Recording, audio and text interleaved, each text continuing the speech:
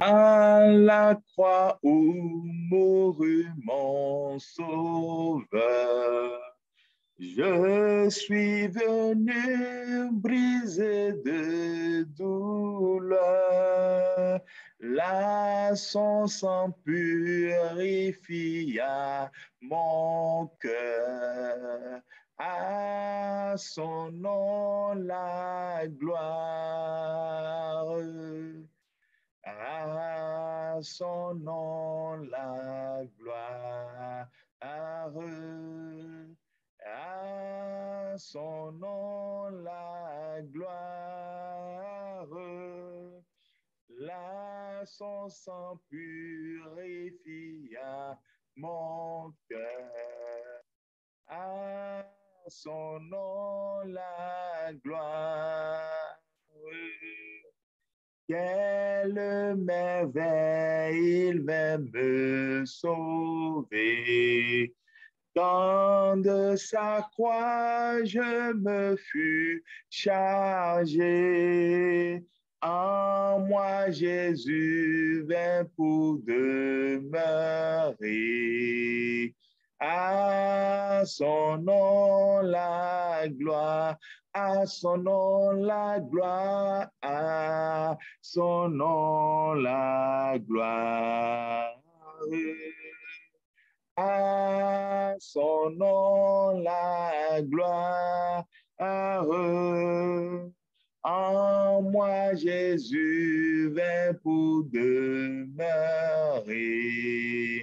À son nom la gloire. Ô fontaine effaçant le péché, donnant la vie au cœur desséché. Ah, là, Jésus me retient attaché. À son nom la gloire, à son nom la gloire, à son nom la gloire. À son nom la gloire. Là, Jésus me retient attaché. À son nom la gloire. Pauvre âme, viens au pied du Sauveur, à la source ouverte à tout pécheur. Viens t'y plonger, trouver le bonheur. À son nom la gloire. Bonjour, bonsoir, peu importe l'heure, le moment où vous nous recevez. Vous êtes à ce live de 13h, Pasteur Guy Guézo, je suis. Et nous sommes dans la semaine de Pâques, en train de développer le thème « Activer la prospérité sur l'autel de la croix », basé sur Jean chapitre 19, verset 30. Et aujourd'hui, nous allons aborder le sous-thème « Autel de souffrance ». La croix de Jésus est un autel de souffrance. Donc, nous allons développer tout ceci juste après ceci.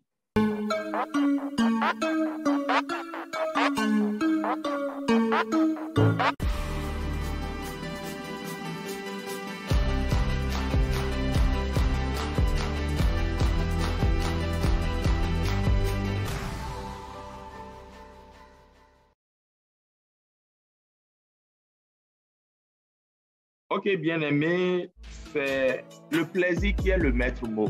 Le plaisir, tout n'est que plaisir, tout doit se passer par plaisir. De telle sorte que la réalité est un peu embrouillée parce que ce n'est pas ce que la réalité nous apprend. La réalité des choses, c'est les difficultés, les souffrances physiques et morales que nous traversons tous, et celles qui sont spirituelles aussi sont présentes. Et tout ceci contribue quelque part à notre maturité, à qui nous sommes. Et je ne sais pas d'où vient cet évangile ou cette mentalité ou cette doctrine ou cet enseignement qui rejette et renie catégoriquement la souffrance. Car je ne sais pas comment nous en sommes arrivés là, à rejeter aussi même la souffrance de Christ. Pour Pierre que nous allons beaucoup suivre aujourd'hui et prier, pour Pierre, donc, il n'y a pas de débat. Vous êtes chrétien, ben ça tombe bien.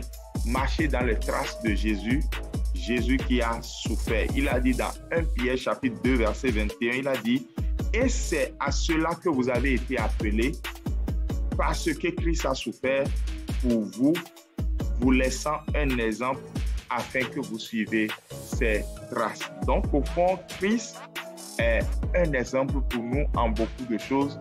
Exemple de victoire, exemple de sainteté, exemple de tout, mais aussi exemple de souffrance. Et nous allons donc lire le texte de Pierre qui va nous permettre d'accepter joyeusement la croix de Jésus comme étant un autel de souffrance. Ne déconnectez surtout pas. Vous allez apprendre des choses qui vont relever le niveau de votre foi, affermir votre maturité et vous préparer pour votre prochain niveau d'élévation. Ne décrochez surtout pas et ne dites pas « Ah, je préfère qu'un pasteur ne me bourre pas la tête avec ces genres de paroles. » Suivez ce que la Bible dit. 1 Pierre chapitre 4, verset 12 à 19, parole de vie, version parole de vie. Amis très chers, vous êtes dans le feu de la souffrance.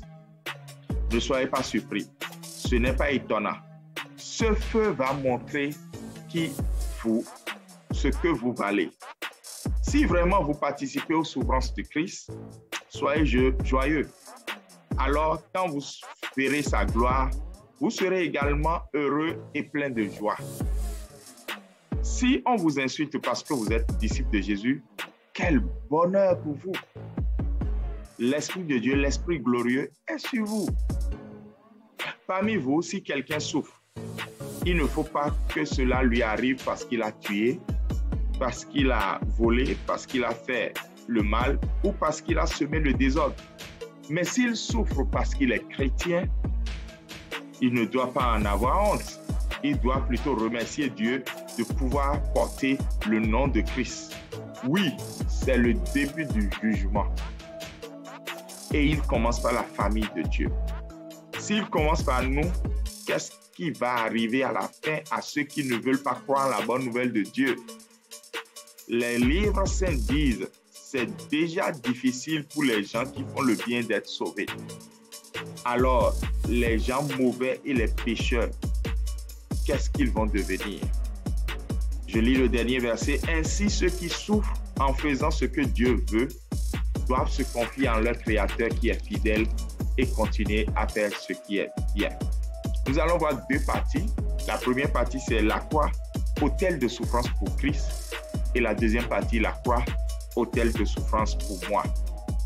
Personne n'a besoin de démonstration pour que nous comprenions et acceptions que la croix est un autel de souffrance pour Christ.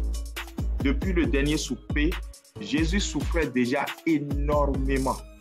Il souffrait moralement du fait que l'un de ses proches, une personne qui partageait son repas, allait le trahir. Dans le jardin de Gethsémani, il a tellement souffert. Cette lutte intérieure entre sa volonté et la volonté du Père. Cette lutte était telle que sa sueur s'est transformée en sang. En médecine, on appelle ça l'hématidrose. L'hématidrose. C'est-à-dire une manifestation qui a pour manifestation clinique du sang qui sort par les glandes sudoripares, donc qui sort par là où nous transpirons. Et cela est favorisé selon la médecine par l'anxiété et le stress. Donc imaginez le niveau de stress de Jésus dans le jardin de Gethsémani pour que cela se produise. Puis il y a une succession de douleurs, la flagellation, les tenues en éveil forcé, il n'a pas dormi, les moqueries, la faim, la soif, la marche sur des kilomètres portant une lourde potence, l'humiliation, l'accusation, le procès injuste, l'absence de compassion, la fuite de ses amis, la mise à nu, on lui a enlevé son vêtement qu'on a partagé au sort. C'était terrible. Je préfère m'en arrêter là. Et ce n'était pas tout. Le bouquet final, puis lorsqu'il a été crucifié, la crucifixion, le fait d'être mis au rang des brigands, la douleur dans ses mains déchirées, ses pieds déchirés, ses os qui rompaient, son crâne ou sa tête qui était couronnée d'épines déchirée, et plus tard sa côte qui a été transpercée violemment par une lance. Et tout ça, c'est rien comparé à la souffrance ultime où il a dû porter, lui le Dieu saint, le poids de tous les péchés des hommes, nos mensonges, les avortements, l'adultère, toutes ces choses qu'on fait, il en a porté le poids. Si vous n'arrivez pas à imaginer combien cette dernière partie est une charge, imaginez que vous êtes habillé d'une tenue toute blanche et puis vous êtes au bord de la voie en train de chercher un zé et voilà une personne dans sa voiture passe dans une flaque d'eau et vous éclabousse et tache votre habit blanc. Ce que Jésus a vécu est plus grave que ça. Il a souffert et il a achevé cette souffrance-là sur la croix. On n'a pas besoin de détails pour que les gens comprennent cela. Et là, ce n'est que ce que lui, il a souffert. Et lui-même, pendant qu'il était au creux de cette souffrance-là, pendant qu'il était sous la potence, il a dit ceci, Luc chapitre 23, verset 31. « Car si l'on fait ces choses au bois vert, qu'arrivera-t-il au bois sec ?» C'est l'introduction que j'ai trouvée donc pour justifier le fait que l'autel de la croix est également un autel de souffrance pour moi. Je ne sais pas pour toi, mais moi je l'ai accepté joyeusement. Voilà pourquoi je vois la gloire sur mon chemin matin, midi, soir. Oui, ce n'est pas un esprit de défaitiste qui te parle. Ce n'est pas non plus une mentalité de pauvreté qui est en train de s'exprimer. Encore moins une malédiction que je suis en train de prononcer sur moi-même. Bien-aimé, le chrétien doit accepter joyeusement la souffrance. Mais quelle souffrance? Il doit accepter la souffrance pour Christ, c'est-à-dire la souffrance d'être un chrétien. Ça comporte beaucoup de souffrance d'être chrétien.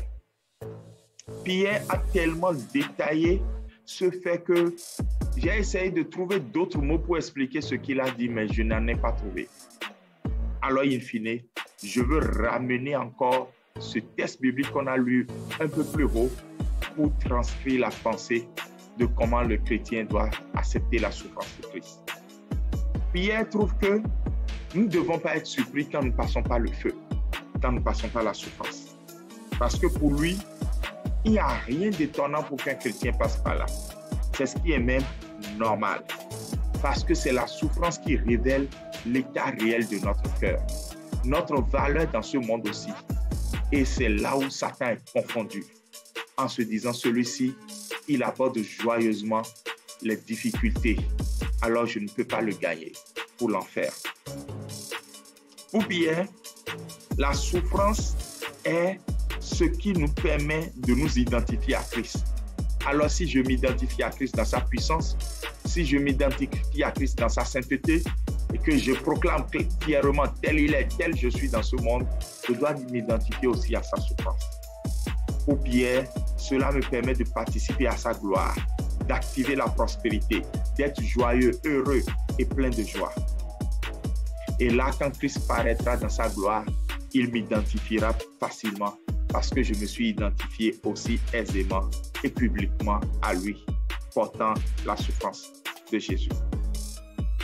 Mais il ne faut pas que le chrétien souffre parce qu'il a volé, fait quelque chose de mauvais. Non, ça là n'est pas la souffrance dont nous parlons.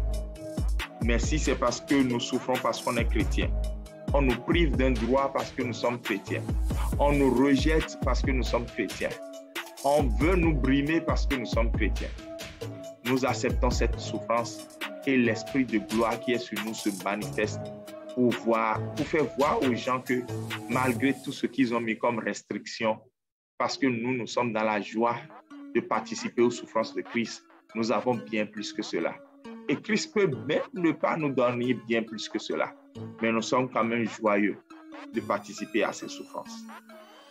Bien-aimé, Pierre veut conclure et il dit, si nous souffrons, nous ne devons pas en avoir honte parce que nous sommes des chrétiens. Et nous devons plutôt nous confier à Christ. Et tout à l'heure, on va le faire dans la prière, en prenant des décisions. Et lorsque nous nous confions à Christ, lui, il est fidèle. Quelqu'un met dans le chat, Jésus est fidèle. Alléluia, il est fidèle. Et nous allons continuer par faire ce qui est bien. J'aimerais donc partager pour finir cette deuxième partie et nous allons entrer dans la prière, le témoignage d'un frère avec vous. Ce frère, il vit dans un pays où les gens font le service communautaire. C'est une sorte de stage quand ils finissent les 3 premières années de l'université. Et il a été positionné pour son service communautaire dans une usine. Lorsqu'il était là, il n'a pas caché sa foi. Mais l'usine avait un règlement intérieur qui interdisait à quiconque de manifester sa foi devant les autres et à l'intérieur de l'usine. Alors notre frère, à l'heure de la pause, au lieu d'être dans les groupes de papato, il se retirait toujours dans un coin à l'abri du regard de tout le monde pour lire sa Bible ou pour prier. Et il aimait surtout prier beaucoup en langue. Et là, un jour, son superviseur l'a surpris. Et désormais, dès ce jour, dès que le superviseur ne le voit pas avec les autres ouvriers, il le cherche partout juste pour le distraire, pour l'empêcher de prier, le menaçant en disant qu'il est en train d'enfreindre aux règles de la maison. Alors que notre frère n'enfreint à aucune règle puisqu'il ne prie pas devant les autres. Il va se cacher et il ne fait pas de bruit. Et quand l'heure du travail finit, qu'il se retrouve au dehors, il partage l'évangile avec ses collègues. Et même beaucoup ont commencé par donner leur vie à Jésus, sans contrainte, avec joie, en rendant de grands témoignages. Et un jour, justement, le superviseur encore l'a surpris hors de l'enceinte de l'usine, en train de partager l'évangile. Et il s'est fâché encore. Le frère a dit, mais je ne fais rien de mal, puisque le règlement dit qu'on ne doit pas le faire dans l'usine. Puis un jour, le manager principal est de visite. Et d'ailleurs, il était là pour promettre à ce frère-là que vu ses résultats, vu l'excellence dans ses résultats et le travail bien fait qu'il produit, que l'entreprise a décidé de le garder à la fin de son stage, de son service communautaire. Et c'est là, pendant que le manager général et principal partageait cette bonne nouvelle avec le superviseur, ce dernier a commencé par procurer une grande douleur à notre frère en disant non, il ne le mérite pas. Il a enfreint le règlement de la maison. Le manager principal était déçu. Il a demandé à ce qu'on fasse appel au frère.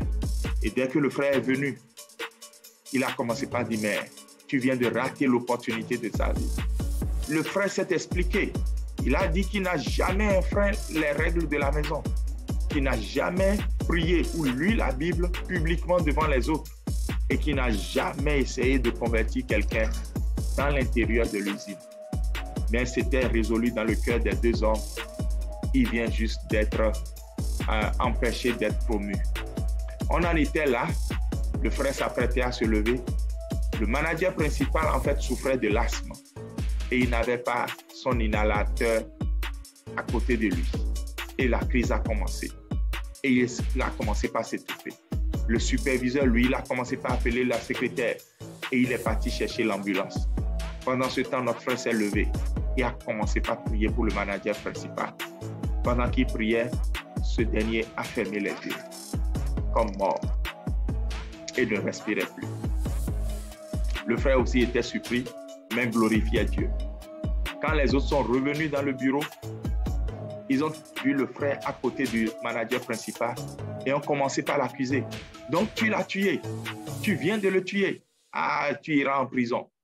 Et pendant qu'il disait ça, le manager principal s'est relevé. Et là, il a dit oui, je respire normalement. Il priait pour moi. La dernière chose dont je me souviens, c'était qu'il priait pour moi. Et puis il y a eu un calme et je me retrouve maintenant. il venait juste d'être guéri. Alors il a dit, jeune homme, tu peux prier autant de temps que tu veux dans cette entreprise. À cause de toi, en fait, nous allons changer le règlement de cette entreprise. Bien-aimé, tout le monde peut ne pas avoir un happy end comme celui-ci lorsqu'on traverse la souffrance. Mais Pierre a tout dit. Il faut s'en remettre à Dieu. Et lorsque on s'en remet à lui, il gère le reste. Et son nom est glorifié.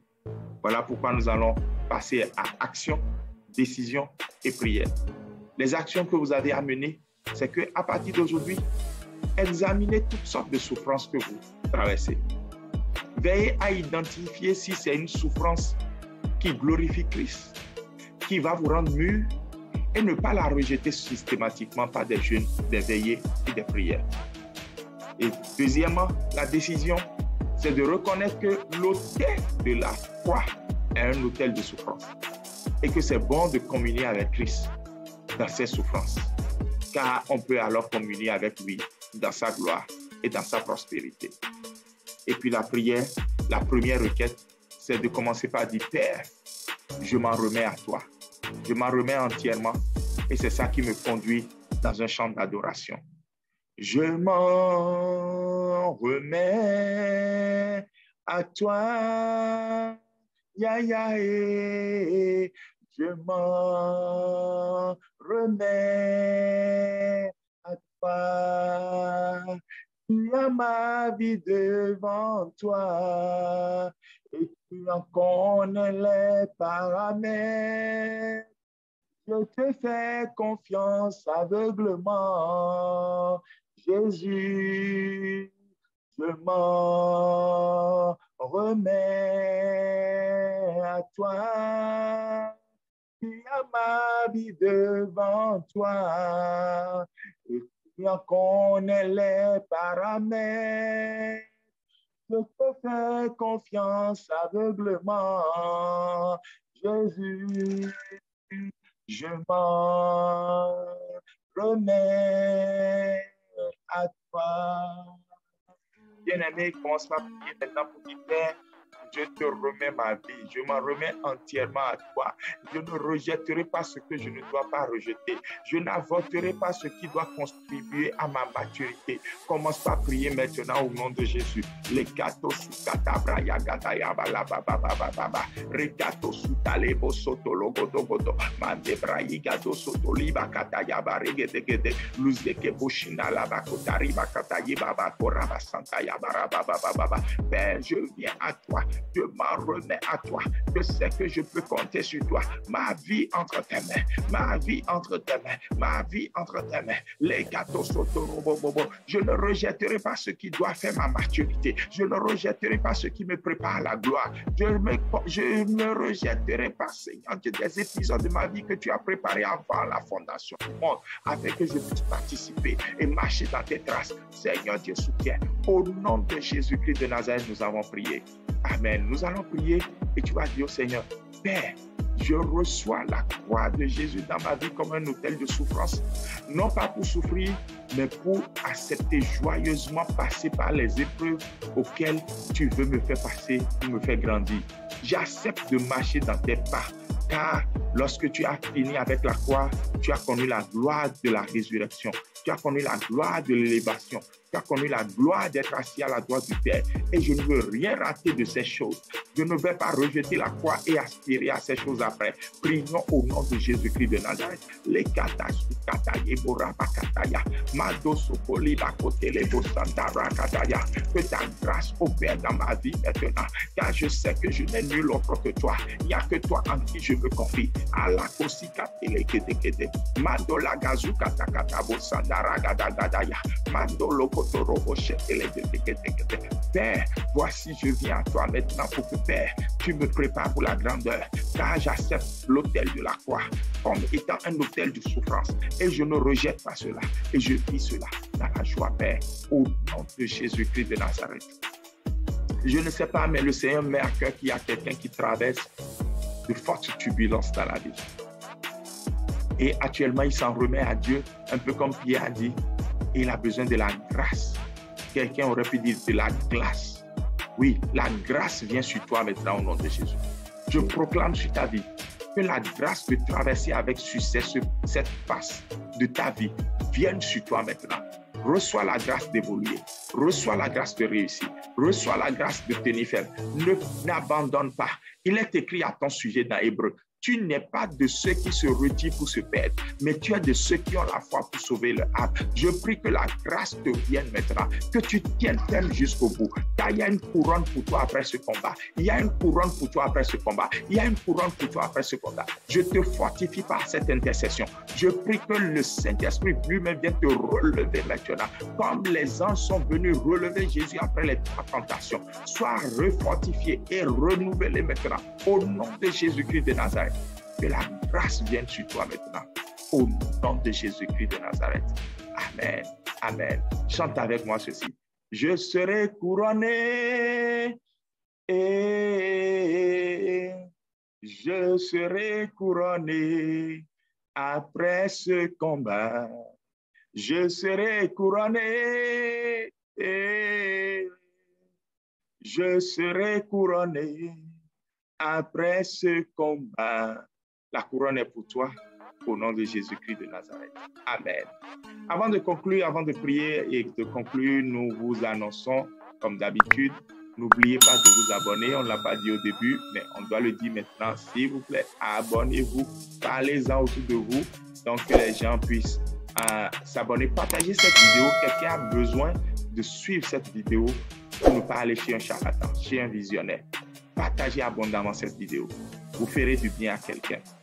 Et puis, nous vous donnons rendez-vous ce soir à ADL Shaddai Place to Be, c'est à Cotonou. Si vous pouvez nous rejoindre en présentiel, nous allons prier. On entre dans une autre dimension dès ce soir. Et puis, demain à 13h, pour le dernier live de 13h, demain, nous serons ensemble pour partager la parole, partager la grâce et demeurer dans la prière. Et je vous dis shalom. Je suis Pasteur Guy. Père, nous voulons te dire merci parce que tu as commencé avec nous et tu achèves avec nous. Que après même la déconnexion, quelqu'un continue de te voir, toi, Emmanuel, à ses côtés, lui parlant, le conduisant et l'orientant. Tu as promis, j'aurai le regard sur toi. Je t'orienterai, je te guiderai, je t'apaiserai. Et c'est ce que tu fais maintenant. Au nom de Jésus. Amen. Bye. Shalom.